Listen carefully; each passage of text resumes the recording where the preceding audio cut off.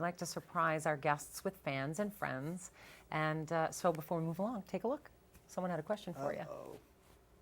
Hey guys, hi Lynn, hi everyone at Private Sessions. Now, I have a question that I've been thinking for 15 years, and hopefully you can give me the answer. Now, when we were with Transcontinental Records and Lou Pearlman, we were always, of course, pitted against each other, and we would hear like things that y'all would say, and I'm sure that they would say things that we would say about you guys, and it was always blamed on Kevin. Now, I was wondering if you heard things that we would say about you guys, who in NSYNC was blamed for it mostly? Because I have a feeling it was me. So can you please clarify that one? Oh my God. That's awesome. That's funny. That's actually funny that he would, because that's some inside stuff there that That's nobody really would know. funny. All right, so give it to me. Well, like you said, there was a lot of the media as well would try to put us up against each other and constantly say like, oh, we heard that you guys feel this way about them, or they feel this way about you guys and stuff like that. So, but I think it's just because the nature of us being two similar groups and coming from the same camp. Absolutely. There was only one the real oldest actual member though in the group that I think got the. Chris Patrick, I think, got a lot of time. That was the only actual real rivalry was between me and Chris. That was the only that was over a girl. Yeah, over a girl that we both dated within a 3-year period, totally Did you separate. get into fisticuffs over it, or No, but like It was never anything but now we're awesome friends. I mean, that was years ago, and we're both younger. But for and real it was though, stupid. I mean, really think about it though. They came out of our backyard, right? So it didn't bother you whatsoever, AJ?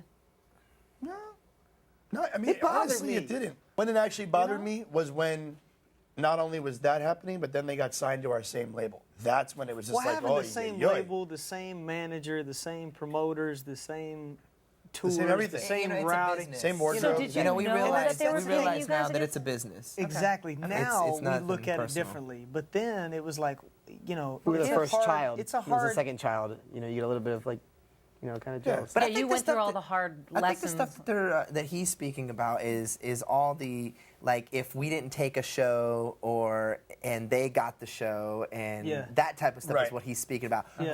Who was the scapegoat? You know what I mean when it came to the members, and he said that it was That's Kevin. funny they put it on Kevin. And I remember that being Kevin, and I think he's right. I think it's the Was it oldest him? member in that group. Whoever the oldest member in the group was, That's gonna be Chris. Is Chris, Yeah. but for some reason I think it was Lance, dude. Well, really I do remember hearing sometimes back in some of the tabloid magazines that it was some of the stuff was being come from from Lance a couple of times. Yeah. And you That's honestly, But- at that time, because you said you were the first artist to come through the label, was anyone there saying, "Listen, don't believe what we're putting in here. This is all just for the business part of it. These guys aren't really talking about you." We They were just so let you new to believe it. that this was. Yeah, We were so new. just We didn't read have about it or no whatever. media training or any of that kind of stuff. We just winged it. And, I'm friends with all those guys. I mean, Yeah. I've of hung out course, with yeah. Chris recently. I mean, I went to college with Chris. We were in Chris, choir together. We were like from me to Brian. We sang next to each other.